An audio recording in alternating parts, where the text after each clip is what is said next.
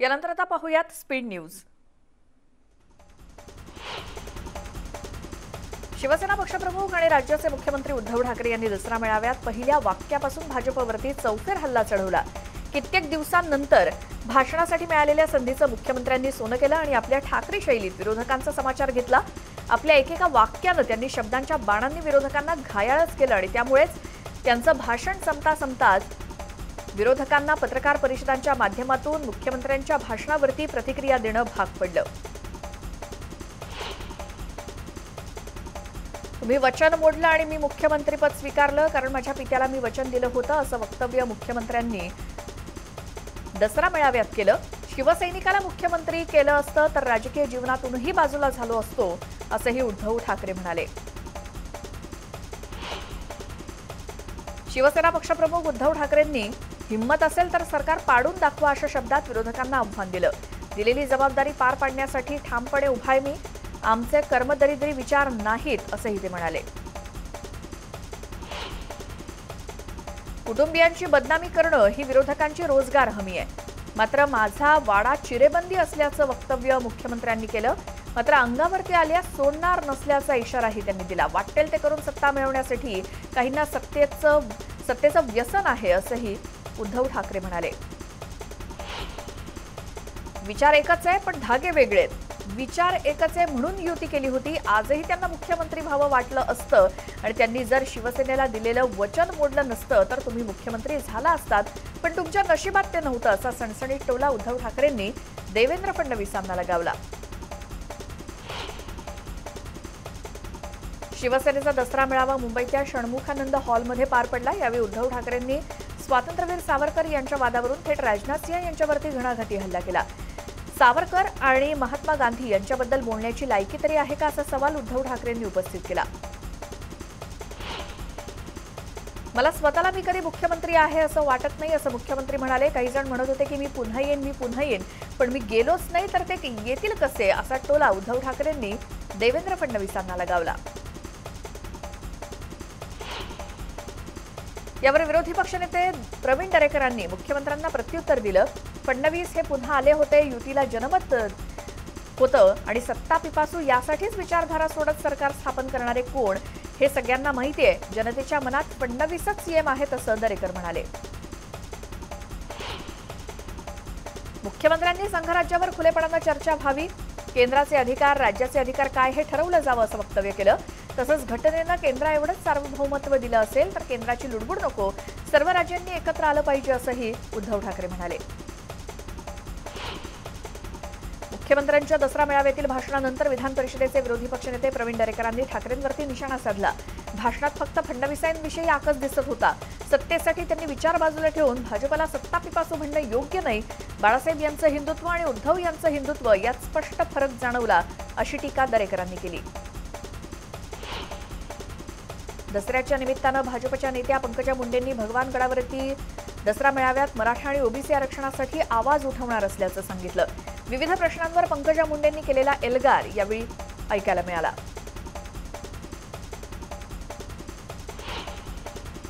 दसऱ्याच्या निमित्तानं पंकजा मुंडे हेलिकॉप्टरनं भगवान गडावरती दाखल झाल्या होत्या। यावेळी त्यांनी हेलिकॉप्टरमधून फुलांचा वर्षाव केला। मेळाव्यात बोलताना पंकजा मुंडे यांनी कोणत्या नेत्याची चमचेगिरी करण्यासाठी फुलं टाकत नव्हते तर भगवान दादांसाठी आणि तुमच्यासाठी वाहत होते असं म्हटलं। की दसऱ्याची जी भक्ती आणि शक्तीची जी परंपरा आहे ती कायम ठेवण्यासाठी घरची पुरणपोळी सोडून आले आहात असं सांगत पंकजा मुंडेंनी उपस्थितांचे आभार मानले।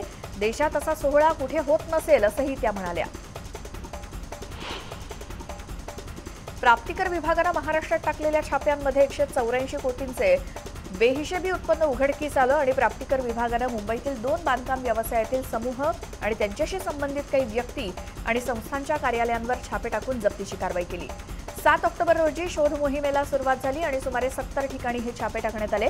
या कारवाईत आक्षेपार्ह कागदपत्र 2 समूहांचे सुमारे 184 कोटी रुपयांचे बेहिशेबी उत्पन्नाचे पुरावे देखील सापडले।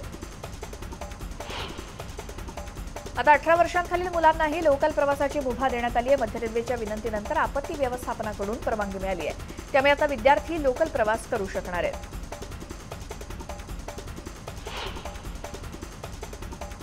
राज्याचे अन्न आणि खाद्य सुरक्षा मंत्री छगन भुजबळ यांचा वाढदिवस नाशिकमध्ये मोठ्या दणक्यात साजरा करण्यात आला। नाशिकच्या भुजबळ फार्म या त्यांच्या निवासस्थानी त्यांच्या स्वागतासाठी अक्षरशः प्रचंड गर्दी होती। कोविड सरकारी नियम राबवा असं आवाहन करणारे जिल्ह्यातील सर्वच प्रमुख प्रशासकीय आणि पोलीस अधिकाऱ्यांची जातीनं उपस्थिती होती। सांगली जिल्ह्यातील तासगावातून एका चिमुरड्या मुलीनं आर्त विनवणी करणारी चिठ्ठी लिहिली आहे। पोलीस काका, माझ्या मम्मीला वाचवा, माझ्या मम्मीला पप्पा सारखे मारतात, तिला वाचवा अशा आशयाची चिठ्ठी सोशल मीडियावर व्हायरल झाली। तासगावातील बेंद्रे रोडला राहणाऱ्या एका विवाहितेला पती लग्न झाल्यापासून छळतोय अशी तक्रार आहे आणि तिच्यावर संशय घेऊन सातत्यानं तिला मारहाण केली जाते। या विवाहितेच्या एका चिमुरडीनं चिठ्ठी लिहून ती आईच्या आजीकडे दिली आहे आणि ही चिठ्ठी आता एका सामाजिक कार्यकर्त्याच्या हाती लागली। छत्तीसगडच्या जशपूरमध्ये काळजाचा ठोका चुकवणारी घटना घडली। दुर्गादेवीच्या विसर्जनावेळी भरधाव कारचा भीषण अपघात झाला। या दुर्घटनेत 4 जणांचा मृत्यू झाला तर 20 जणांना या कार चालकानं चिरडलं। पोलिसांनी घटनास्थळी धाव घेऊन कार चालकाला अटक केली आहे।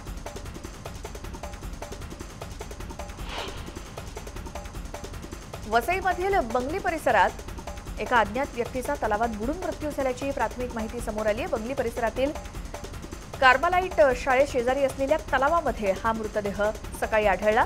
मॉर्निंग वॉकसाठी जाणाऱ्या लोकांना मृतदेह दिसला आणि त्यांनी तत्काळ वसई पोलिसांना याची सूचना दिली। पोलिसांनी घटनास्थळी दाखल होऊन मृतदेह ताब्यात घेऊन शवविच्छेदनासाठी पाठवलाय।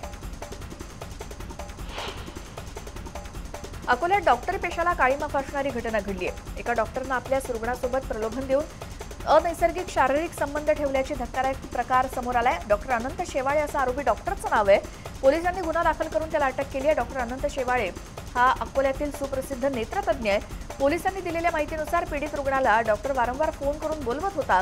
पीडित रुग्णानं आपल्या मित्राच्या मदतीने हा प्रकार उघडकीस आणला।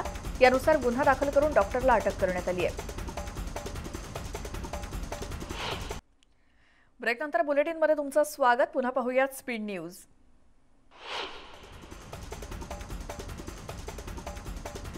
आता मुंबई महानगरपालिका चिमुरड्यांच्या लसीकरणासाठी सज्ज झाली आहे। यंत्रणा सगळी तयार झाली आहे। 350 केंद्रांसह 1,500 प्रशिक्षित कर्मचारी चिमुकल्यांचं लसीकरण करणार आहेत। दहशतवाद विरोधी कारवाई दरम्यान एक जेसीओ आणि एक जवान शहीद झालाय। जम्मू काश्मीरच्या पूंछ जिल्ह्यातील मेंढर परिसरात कारवाई सुरू होती। या कारवाई दरम्यान जवानांना वीरमरण आलंय। चेन्नई सुपर किंग्सनं कोलकाता नाईट रायडर्सला 27 धावांनी धूळ चारत आयपीएलचं 4थं विजेतेपद आपल्या नावावर केलं। दुबईच्या मैदानावर रंगलेल्या महामुकाबल्यात चेन्नईचे कप्तान महेंद्रसिंग धोनीनं अनुभवाचा पुरेपूर वापर करत महत्त्वाच्या क्षणी सामन्याला कलाटणी दिली। नाणेफेक गमावलेल्या चेन्नईनं प्रथम फलंदाजी करताना कोलकातासमोर 20 षटकात 3 बाद 192 धावा केल्या आणि सलामीवीर फाफ डु प्लेसिसनं तडाखेबंद 86 धावांची खेळी केली। त्याला ऋतुराज उत्थप्पा आणि मोईन अलीची योग्य साथ मिळाली। प्रत्युत्तरात कोलकाताचे सलामीवीर व्यंकटेश अय्यर आणि शुभमन गिल यांनी 91 धावांची दमदार सलामी दिली। पण मधल्या फळीत फलंदाजांनी घेतलेल्या दबावामुळे कोलकाता आपल्या 3ऱ्या जेतेपदापासून लांब राहिली।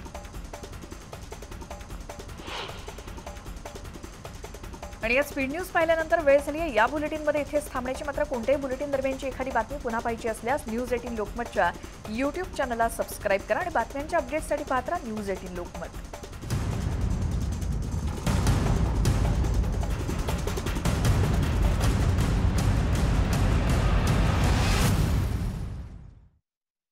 पंकजा मुंडे